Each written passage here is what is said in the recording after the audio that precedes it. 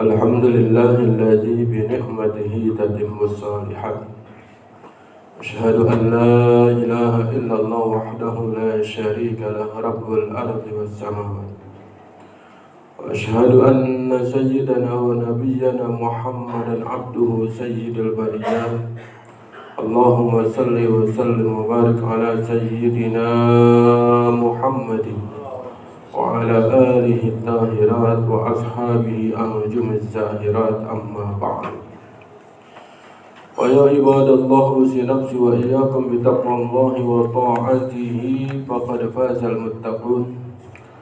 فقد قال الله تعالى في محكم تنزيله وهو أصدق القائلين: أعوذ بالله من الشيطان الرجيم. بسم الله الرحمن الرحيم. إن الله مع الذين اتقوا والذين هم محسنون. صدق الله مولانا العظيم. Hadirin kaum muslimin sidang Jumat yang dimuliakan Allah Subhanahu wa taala.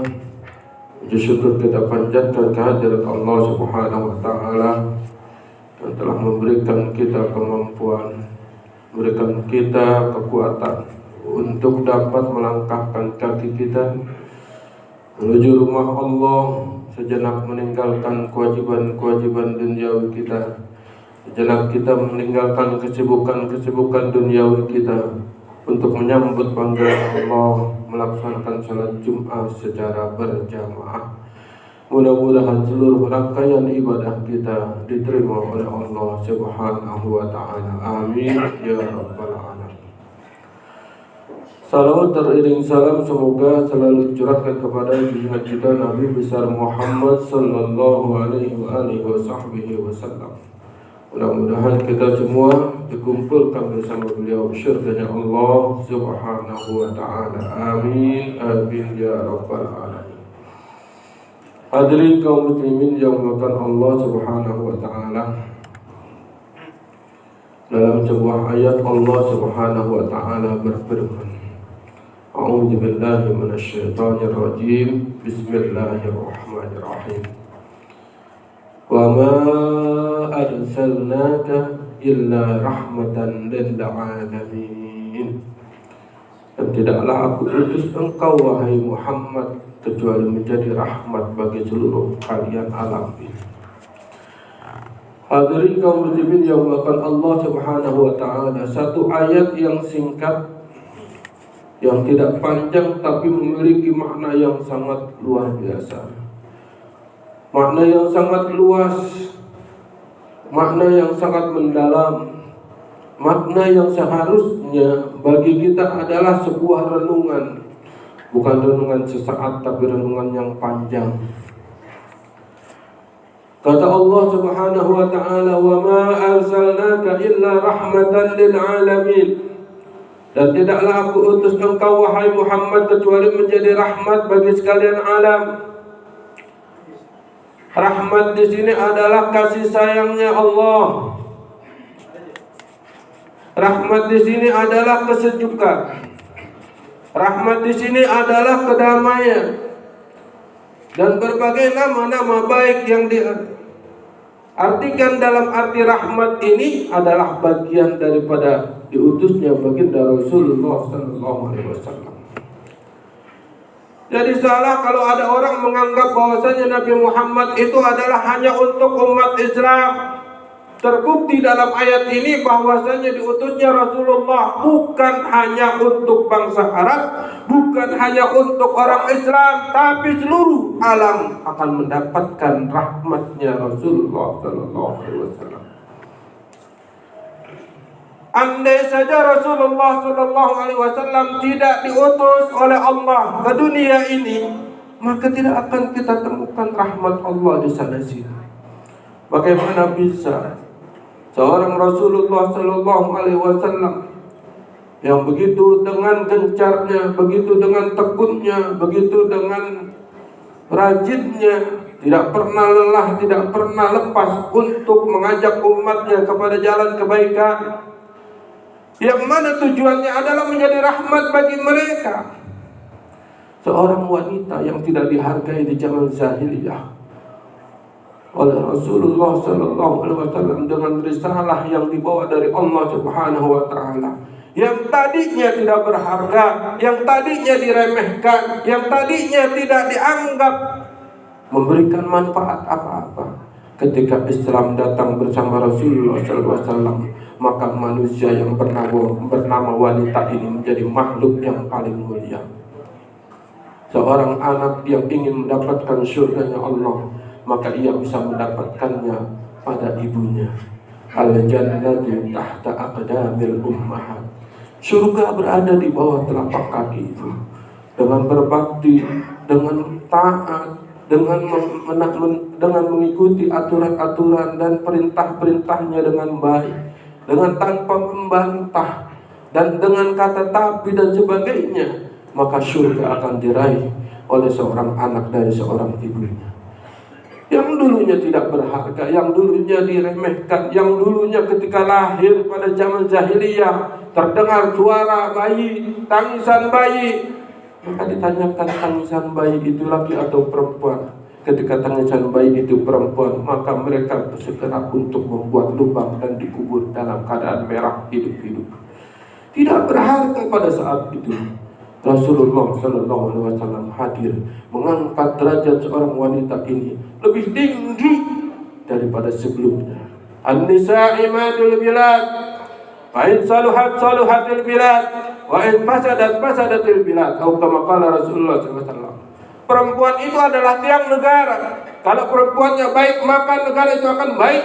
Kalau perempuannya rusak, maka negara itu akan rusak. Bagaimana tidak, seorang pemimpin akan terlahir dari rahim-rahim seorang ibu. Ibu yang baik mengajarkan agama dengan baiknya, agama yang lurus, agama yang benar, agama yang sesuai tuntunan daripada Allah Subhanahu wa taala dan nabinya. Maka anak ini akan terlahir menjadi seorang pribadi yang baik. Ketika dia menjadi seorang pemimpin, maka dia menjadi seorang pemimpin yang baik. Maka wajar ketika ada pertanyaan, sudahkah kita meneladani Rasulullah SAW yang kehadiran beliau, diutusnya beliau itu menjadi rahmat bagi seluruh alam. Seorang anak tahu bagaimana berbakti kepada kedua orang tuanya. Seorang ayah ibu tahu bagaimana amanah yang diberikan oleh Allah tentang anak-anaknya, tentang pendidikannya, tentang akhlaknya, tentang tumbuh kembangnya dan sebagainya. Dilakukan dengan segala aturan yang telah diturunkan oleh Allah melalui baginda Rasulullah sallallahu alaihi wasallam. Bagaimana Rasulullah bersikap kepada anak yatim yang sudah tidak lagi mempunyai ayah dan ibu. Ketika datang waktu di mana hari raya, selesai pulang daripada melaksanakan salat Aid, Rasulullah sallallahu alaihi wasallam bersama dengan keluarganya bertemu dengan seorang anak kecil di sebuah pojokan dalam keadaan kotor dan kumal dan dalam keadaan menangis sedih, memandangi anak-anak yang lain yang sedang bermain gembira pada saat hari raya tersebut. Rasulullah datang, Rasulullah melihat anak tersebut, tidak sekilas memandang, tapi langsung disusul oleh Rasulullah. Wahai anakku, apa yang terjadi denganmu? Wahai anakku, mengapa engkau berada di sini? Sedangkan yang lain dengan riang gembiranya mereka bermain. Kenapa kau tidak duduk bersama mereka? Wahai Rasulullah, dulu aku masih punya ayah, dulu aku masih punya ibu. Saat hari raya aku diberikan makanan, saat hari raya aku diberikan uang, saat hari raya aku diberikan baju, saat hari raya aku dibahagiakan oleh ibu dan ayahku. Kini semuanya itu tidak ada lagi ya Rasulullah. Ayahku sudah tiada, ibuku sudah tiada. Maka Rasulullah sallallahu alaihi wasallam dengan tegasnya, dengan jelasnya beliau berkata kepada anak tersebut, wahai anakku, maukah kau Muhammad menjadi ayahmu dan Aisyah menjadi ibumu serta Fatimah menjadi saudaramu? Anak ini yang tadinya merasa sedih, anak ini yang merasa minder, anak ini yang merasa tidak ada lagi tumpuan harapan kepada siapapun, di mana dia bisa mendapatkan kebahagiaannya kembali seperti waktu masih ada ayah dan ibunya. Seakan dia seperti tanah tandus yang diturunkan hujan, Betapa bahagianya anak ini. Lalu dibawa oleh Rasulullah ke rumahnya. Wahai Aisyah, urus anak ini, berikan ia pakaian yang bagus, mandikan ia, kasih makan, berikan dia uang. Maka setelah semuanya diberikan kepada anak tersebut, keluarlah anak ini bermain bersama dengan anak-anak yang lainnya, merasa gembira, merasa senang. Sampai anak-anak sebayanya bertanya, wahai, kenapa kau begitu berbahagia? Tadinya kau begitu sedihnya menangis di pojokan. Bagaimana tidak aku bahagia pada hari ini? Karena pada hari ini ayahku adalah Muhammad, ibuku adalah Aisyah, dan kakakku, saudaraku adalah Sayyidah Fatimah. Hadirin kaum muslimin yang dimuliakan Allah Subhanahu wa taala. Kesejukan, kesenangan yang dirasakan oleh seorang yatim ini disampaikan, dirasakan langsung dari baginda Rasulullah sallallahu alaihi wasallam. Ketika kita meneladani Rasulullah sallallahu alaihi wasallam, maka sebagaimana yang dilakukan Rasulullah, kehadiran kita memberikan kesejukan kepada siapapun. Dalam Islam diajarkan oleh baginda Rasulullah sallallahu alaihi wasallam tidak boleh berburuk sangka. Maka kita selalu berbaik sangka kepada siapapun, meskipun kita tahu orang ini begini, orang ini begini. Namun dalam Islam diajarkan untuk bersangka baik, maka kita akan memberikan kesejukan kepada siapapun. Kita tidak pernah membenci siapapun, kita tidak pernah mendendam kepada siapapun, kita tidak pernah mencurangi siapapun, dan kita selalu bersikap adil kepada siapapun. Hadirin kaum muslimin yang dimuliakan Allah Subhanahu wa taala. Di antaranya baginda Rasulullah SAW dari riwayat Sayyidina Ali ibn Abi Thalib radhiyallahu ta'ala anhu arda. Beliau bersabda, "Adibu auladakum ala salati khisalin." Didiklah anak-anakmu untuk mempelajari atau mereka memiliki daripada pelajaran yang 3 hal ini. Apa itu? Yang pertama adalah hubbi nabiyyikum, cinta kepada nabimu. Kenapa kecintaan kepada Rasulullah menjadi suatu pelajaran yang paling penting untuk diajarkan kepada anak-anak kita? Karena dengan mengenal Rasulullah, maka mereka belajar tentang akhlaknya Rasulullah sallallahu alaihi wasallam. Bagaimana akhlaknya Rasulullah? Sayyidah Aisyah pernah ditanya, wahai Sayyidah Aisyah, kaifa kana khuluqu Rasulillah sallallahu alaihi wasallam? Bagaimana akhlaknya Rasulullah? Maka Sayyidah Aisyah dengan lancarnya beliau menjawab, kana khuluquhul Quran, adalah akhlaknya Rasulullah, keseluruhan apa yang ada di dalam Al-Quran. Bagaimana sikap memaafkannya beliau kepada kaum Taif, yang ketika beliau berdakwah untuk menyelamatkan mereka, menyembah hanya kepada Allah, apa balasan mereka? Balasan mereka adalah melempari Rasulullah dengan batu sampai Rasulullah berdarah.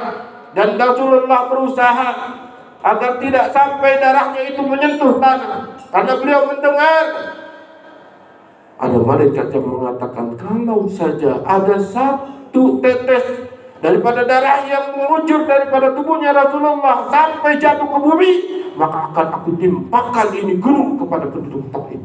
Rasulullah dengan kasih sayangnya berusaha menyeka daripada darah yang mengucur dari tubuhnya agar tidak menyentuh tanah, karena khawatir dengan apa yang akan dilakukan oleh malaikat saking memuliakannya baginda Rasulullah sallallahu alaihi wasallam. Sampai ditawarkannya Rasulullah, kalau engkau izinkan aku timpakan kepada mereka bukit ini kepada kaum Taif. Tidak, wahai Jibril, aku berharap kepada mereka, keturunan-keturunan mereka nanti akan menjadi orang-orang yang memeluk ajaran agama Islam. Alhamdulillah, semua alhamdulillah. Doa yang disampaikan oleh beliau kepada penduduk Taif, Allahumma hdi qaumi fa innahum la ya'lamun. Ya Allah, berikan petunjuk kepada kaumku karena mereka tidak tahu. Tapi akhirnya keturunan-keturunan mereka dan tempat di mana mereka tinggal itu menjadi tempat yang paling subur, tempat yang paling luar biasa, tempat yang paling indah, tempat yang paling enak, karena pernah didoakan oleh baginda Rasulullah sallallahu alaihi wasallam. Yang kedua, wa hubbi ahli baiti, yaitu cinta kepada keturunan dan keluarganya. Karena apa kita mencintai keluarganya? Karena keluarganya dididik langsung oleh baginda Rasulullah sallallahu alaihi wasallam dengan akhlaknya Al-Quran. Sehingga dengan mencintai mereka, kita pun mengikuti daripada akhlaknya Al-Quran, akhlaknya baginda Rasulullah SAW, wa qiraatil Quran. Dan yang ketiga, untuk mendidik anak-anak kita membaca Al-Quran. Kenapa Al-Quran? Hari ini sampai detik ini kita saksikan di mana-mana, bukan orang daripada di luar agama Islam, tapi dari agama kita sendiri, pemeluknya sendiri. Berapa persentase mereka yang masih belum mengenal Al-Quran, belum bisa membaca Al-Quran, apalagi untuk mengetahui isi-isi daripada Al-Quran. Maka oleh Rasulullah diperintahkanlah kita untuk mengajarkan kepada mereka untuk membaca dan memahami Al-Quran. Fa inna hamalatal Quran, karena orang yang mempelajari Al-Quran, yang menghafal Al-Quran, mentadabburi Al-Quran, mengamalkan Al-Quran, fi zillillah, dalam naungan Allah, lindungan Allah, yauma la zilla illa zilluh, yang mana nanti tidak ada naungan kecuali naungan daripada Allah Subhanahu wa taala. Ma'ambiyaihi, bersama para nabinya, wa asbiyaihi, dan orang-orang pilihannya Allah Subhanahu wa taala. Mudah-mudahan kita semua, meskipun hanya satu ataupun dua, meskipun hanya 1% daripada akhlaknya Rasulullah SAW, kita teladani dan kita jadikan bagian daripada kehidupan kita seumur hidup kita, insya Allah akan menyelamatkan kita baik hidup di dunia maupun di akhirat. Amin ya rabbal alamin. Barakallahu wa lakum bil Qur'anil azim, wa nafa'ani wa iyyakum bima fihi minal ayati wa dzikril hakim, wa taqabbala minni wa minkum tilawatahu innahu huwas samiul alim. Aqulu qawli hadza wa astaghfirullah li wa lakum wa liwalidayya wa liwalidaykum wa lisairil muslimina wal muslimat wal mu'minina wal mu'minat fastaghfiruh.